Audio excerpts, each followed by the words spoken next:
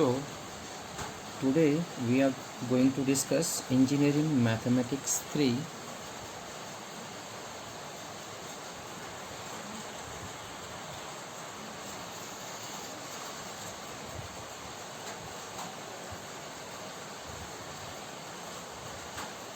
Okay, Mathematics 3. Now this topic or this subject will consist of 6 modules. अभी आपको मेरी आवाज़ क्लियर आ रही है?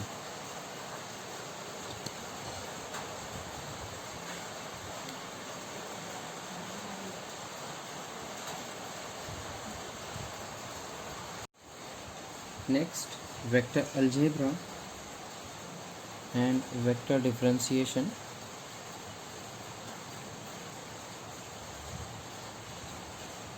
अभी आप बस समझ लीजिए आज के लिए, मैं आपको इसका प्रॉपरली एक वीडियो बना के वीडियो लेक्चर भी शेयर कर दूंगा.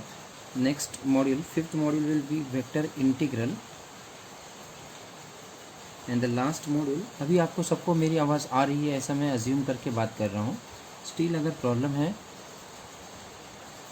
आ रही, okay good, okay. And the last module will be complex variable and vessels function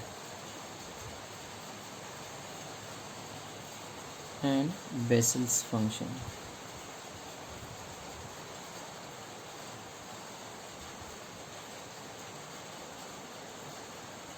ठीक है.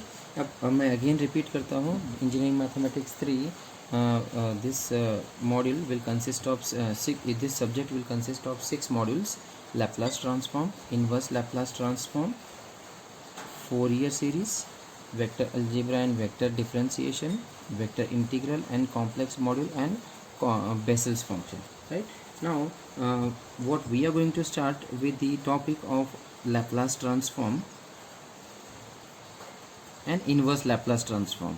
फर्स्ट ऑफ ऑल हम लोग लैप्लास और इनवर्स लैप्लास ट्रांसफॉर्म से स्टार्ट करेंगे and then later on will see कि हम लोग या तो फोरियर सीरीज नेक्स्ट मॉड्यूल लेंगे या फिर वेक्टर का जो टॉपिक है वो लेंगे. ठीक है. सो सबसे पहले हम लोग जो है लैप्लास ट्रांसफॉर्म के बारे में जान लेते हैं. Laplace transform, this name, the name transform suggest that आप कुछ तो एक चीज़ जो है, most of you have you heard about the transformer movie. Similar to that this word transform यहाँ पे यूज़ हो रहा है. ट्रांसफॉर्म मीन्स आप एक स्टेट से किसी और स्टेट में उसको ट्रांसफॉर्म कर रहे हैं और फिर सॉल्व कर रहे हैं. लैप्लास ट्रांसफॉर्म जो है उसका मेन यूज़ वो होता है कोई डिफरेंशियल इक्वेशन आपको पता होगा, dy by D X plus d2y by D X square plus 2xy equal to 5y, ऐसा कोई इक्वेशन या और कुछ, जैसे कोई भी डिफरेंशियल इक्वेशन होती है उसको सॉल्व करने के लिए लैप्लास ट्रांसफॉर्म भी यूज़ होता है. कभी कभी क्या होता है कि कुछ जो डिफरेंशियल इक्वेशंस होते हैं वो टीडियस होते हैं सॉल्व करने के लिए, तो उनको लैप्लास ट्रांसफॉर्म से भी हम लोग सॉल्व कर सकते हैं. मोर ओवर आपका जो नेक्स्ट आने वाले सेमेस्टर्स में जो सब्जेक्ट्स आएंगे जैसे सिग्नल प्रोसेसिंग इस जैसे, उसमें भी लैप्लास ट्रांसफॉर्म काफ़ी ज़्यादा यूज़ होता है. सो लैप्लास ट्रांसफॉर्म के काफ़ी ज़्यादा जो है यूजेस है. पहला यूज़ है कि डिफरेंशियल इक्वेशन जो टीडियस होते हैं, जो डिफ़िकल्ट होते हैं सॉल्व करने के लिए, उनको हम लोग सॉल्व कर सकते हैं using Laplace transform. Secondly, signal processing, आपके जो मेन इलेक्ट्रिकल के जो मेन कोर सब्जेक्ट्स है उनमें भी लैप्लास का काफ़ी ज़्यादा यूज़ होता है, तो वहाँ पे लैप्लास ट्रांसफॉर्म यूज़ होता है. मोर ओवर लैप्लास में एक ये होता है, लैप्लास ट्रांसफॉर्म से आप जो स्पीडोमीटर वगैरह आपने देखा होगा, आपकी बाइक या कार जो होती है उसका एक स्पीडोमीटर होता है. वीडियो अगेन स्टार्ट हो गया क्या मेरा? Boys can you hear me?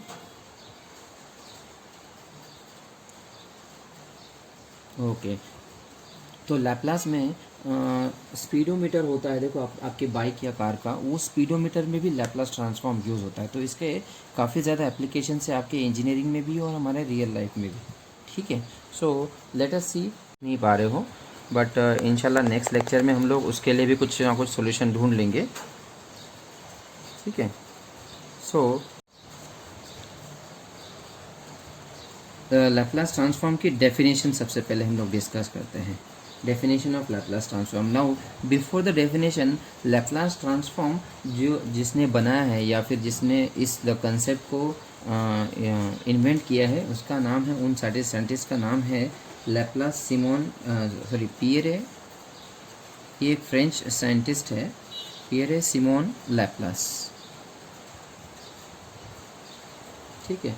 सो इन्होंने ये कंसेप्ट जो है वो डेवलप की है लैप्लास ट्रांसफॉर्म की. डेफिनेशन सबसे पहले देख लेते हैं. If f of t is a function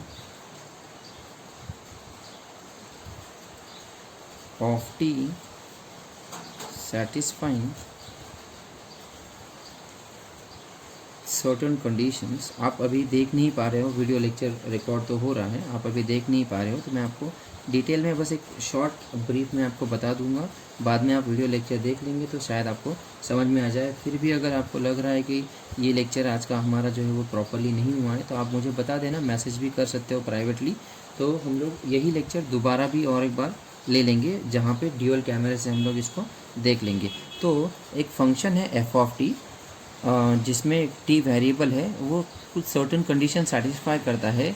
then एक इंटीग्रेशन है, integration from zero to infinity e raise to minus s t into f of t into d t. अगर ये इंटीग्रेशन एग्जिस्ट होता है, व्हेन इट एग्जिस्ट, तो इसको हम लोग बोलेंगे एफ ऑफ टी, जो हमारा फंक्शन था उसका Laplace transform is called the Laplace transform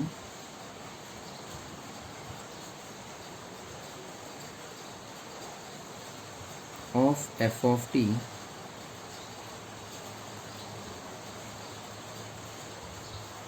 and it is written as, और उसको हम लोग लिखेंगे कैसे, कैपिटल एल देन ब्रैकेट के अंदर एफ ऑफ टी, यानी capital L of f of t. That means Laplace transform of f of t is given by integration zero to infinity e raise to minus s t into f of t into d t. जो right side का integration है, अगर वो exist होता है, तो हम लोग उस इंटीग्रेशन का जो आंसर होगा उसको बोलेंगे Laplace transform, F of t का लैप्लास ट्रांसफॉर्म.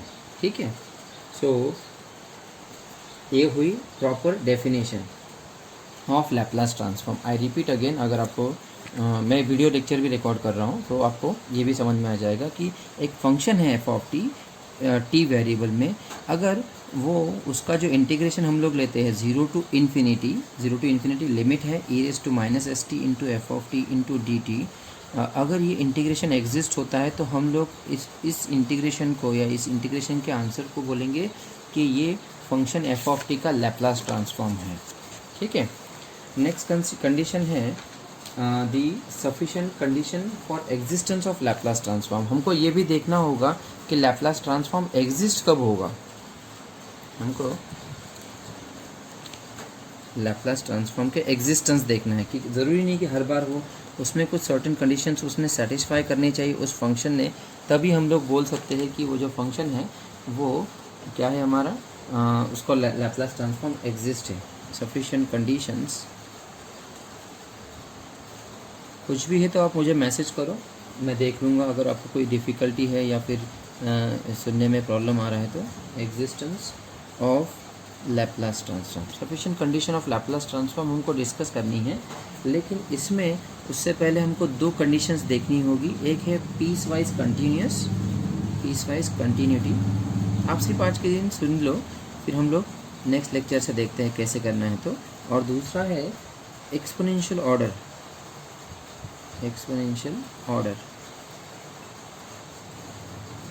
ठीक है. सफिशिएंट कंडीशन फॉर एग्जिस्टेंस के लिए ये दो कंसेप्ट, एक है पीस वाइज कंटिन्यूटी और दूसरा है एक्सपोनेंशियल ऑर्डर. अब आपको सिर्फ सुनना है, तो उस सुनने के हिसाब से मैं आपको बताता हूँ कि एक हमने एक्स वाई कोऑर्डिनेट सिस्टम आपको पता होगा. उस एक्स वाई कोऑर्डिनेट सिस्टम पे मान लीजिए कि एक फंक्शन है एफ ऑफ टी, उसको हमको पीस वाइज कंटिन्यूस करना है. पीस वाइज जो है उसके पार्ट में उसको डिवाइड करना है. मान लीजिए कि आपने एक्स वाई कोऑर्डिनेट सिस्टम पे जो फर्स्ट क्वाड्रेंट है, उसमें आपने जो आपका जो फंक्शन है उसको पीस वाइज यानी उसके कट किए. जैसे कि आपने मान लो कोई केक कट कर रहे हो, वैसे अगर आपने उसको कट किया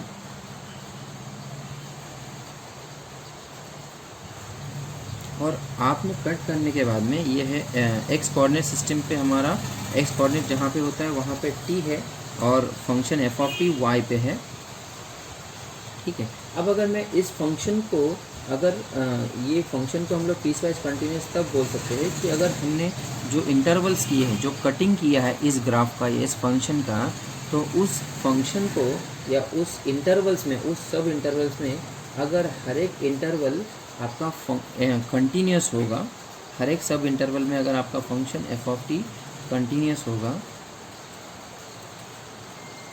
और दूसरी कंडीशन है कि उनकी जो लिमिट है, सेकंड है that limit of f of t as t tends to the end point, t जो है उस एंड पॉइंट तक अगर है, तो अगर ये अगर फाइनाइट है, ये अगर फाइनाइट है, तो हम लोग बोल सकते हैं कि ये जो फंक्शन है एफ ऑफ टी वो पीस वाइज कंटिन्यूस है, ठीक है।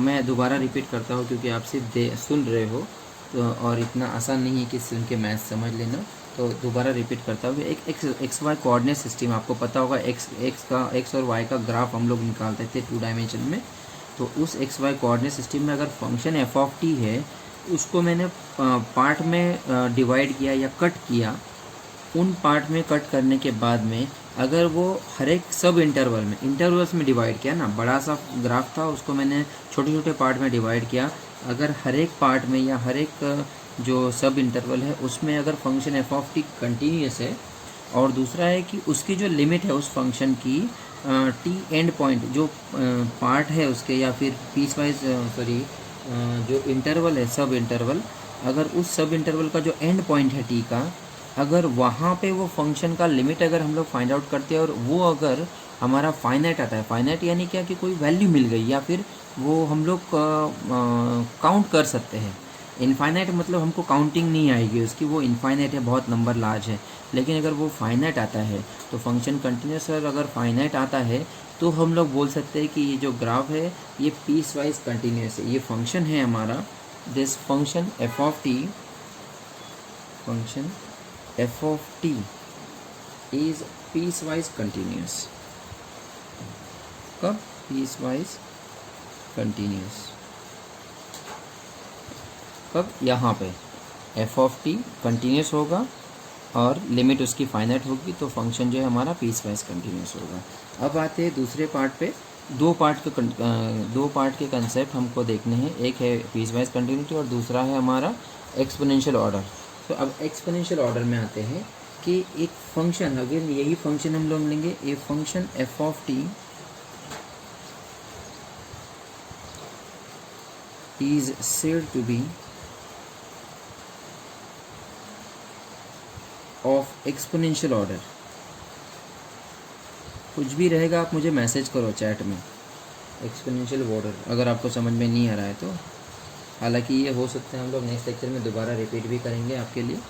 Exponential order of for t, T जो है वेरिएबल है ग्रेटर देन कैपिटल सी, सम नंबर। मैं दोबारा रिपीट कर रहा हूँ कि कोई फंक्शन अगर है उसको हम लोग एक्सपोनेंशियल ऑर्डर तब बोलेंगे, order for t, t small है, small t greater than capital T, if we can find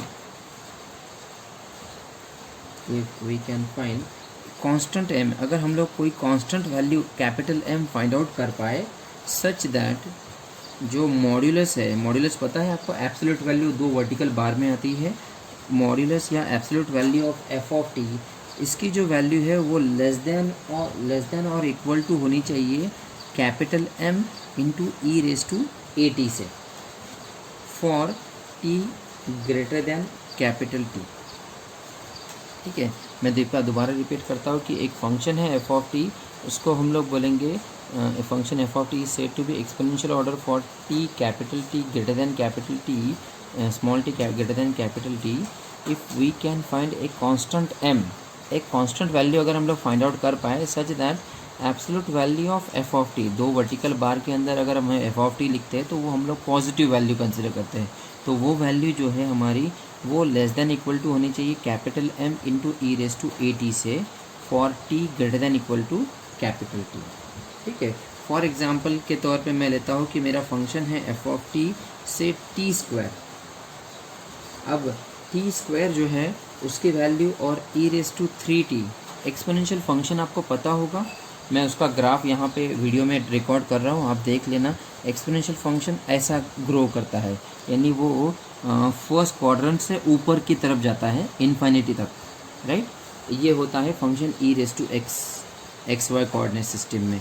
तो ई रेस टू 3t हमने अगर एक वैल्यू फाइंड आउट कर लिए कैपिटल M, यहाँ पे कैपिटल M की वैल्यू अगर मैं मान लो लेता हूँ 1, तो modulus of f of T और m है हमारा 1 into e raise to 3t। अगर आप देखेंगे तो टी स्क्वायर की वैल्यू और ई रेस टू 3t की वैल्यू, इनमें टी स्क्वायर जो है वो लेस देन होगा 3 ई रेस टू 3t से। आप टी की वैल्यू कोई भी पुट कर लो, लेट अस से टी की वैल्यू हम लोग 4 पुट करते हैं तो टी स्क्वायर कितना होगा 16। टी अगर 4 लेते हैं तो टी स्क्वायर होगा 16 और e raise to 3 into 4 that is e raise to 12। आप दोनों की वैल्यू देख लो कैल्सी में किसकी ज़्यादा आएगी, ई रेस टू 12 की ज़्यादा वैल्यू आ जाएगी। तो यहाँ पे हम लोग बोल सकते हैं कि फंक्शन एफ ऑफ टी जो है वो हमारा एक्सपोनेंशियल ऑर्डर का है। सो पीस वाइज कंटिन्यूटी मतलब क्या कि फंक्शन कंटिन्यूस होना चाहिए और वो जो छोटे छोटे पार्ट में फंक्शन को डिवाइड किया है तो वो एंड पॉइंट पे फाइनाइट होना चाहिए, तो फंक्शन पीस वाइज कंटिन्यूस हो जाएगा। और दूसरा है एक्सपोनेंशियल ऑर्डर। एक्सपोनेंशियल ऑर्डर के लिए बस यही कंडीशन है कि वो जो फंक्शन है उसका absolute value less than equal to m into e raise to 80 से लेस होना चाहिए। ठीक है, अब ये दो कंसेप्ट के बाद में हम लोग हमारा जो sufficient condition for existence of Laplace transform है वो देख लेते हैं। क्या बता रहे हैं वो कि एक थ्योरम है, थ्योरम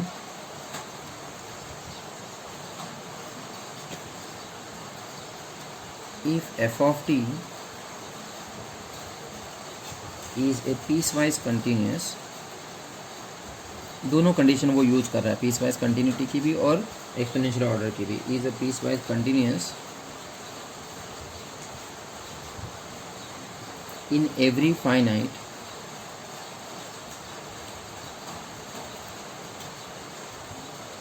इंटरवल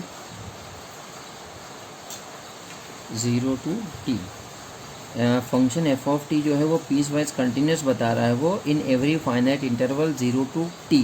0 और कैपिटल टी का एक क्लोज इंटरवल है, यानी दोनों पॉइंट इंक्लूडेड है उसमें। And is of exponential function, दोनों भी कंसेप्ट वो यूज कर रहा है, is of exponential function, exponential order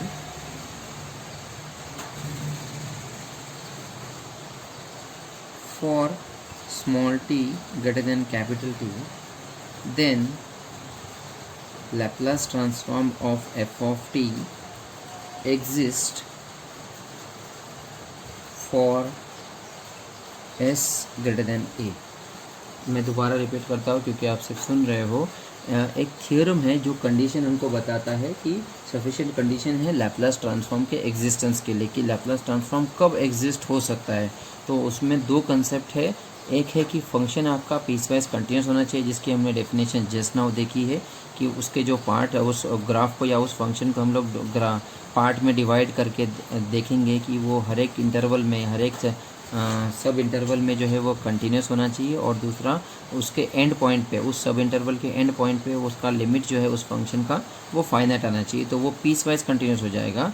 तो ये थ्योरम बता रहा है कि if F of t is piece wise continuous in every finite interval 0 to capital T, close interval है तो दोनों 0 और कैपिटल टी दोनों इंक्लूडेड है, और वही फंक्शन एक्सपोनेंशियल ऑर्डर भी है। एक्सपोनेंशियल ऑर्डर मतलब absolute value of f of t is less than equal to capital M e raise to 80। अगर ये दोनों कंडीशन वो सेटिस्फाई करता है तो हम लोग बोल सकते हैं कि आपका जो फंक्शन है लैप्लास एफ ऑफ टी वो एग्जिस्ट होगा for any S greater than S greater than A. S जो है आपका इस फंक्शन का आंसर होगा, लैप्लास ट्रांसफॉर्म का आंसर जो है वो फाइनली एस में आएगा और वो ग्रेटर दैन ए है। ठीक है, अब इतना ही देखते हैं क्योंकि आप लोग बस सुन रहे हैं तो मुझे थोड़ा डाउट है कि आपको हर चीज़ समझ में आएगी या नहीं आएगी। हालांकि मैं अभी एक वीडियो शेयर कर देता हूँ अगर आपके पास टाइम है, 15 मिनट का ये वीडियो है, अगर आपके पास टाइम है तो आप उस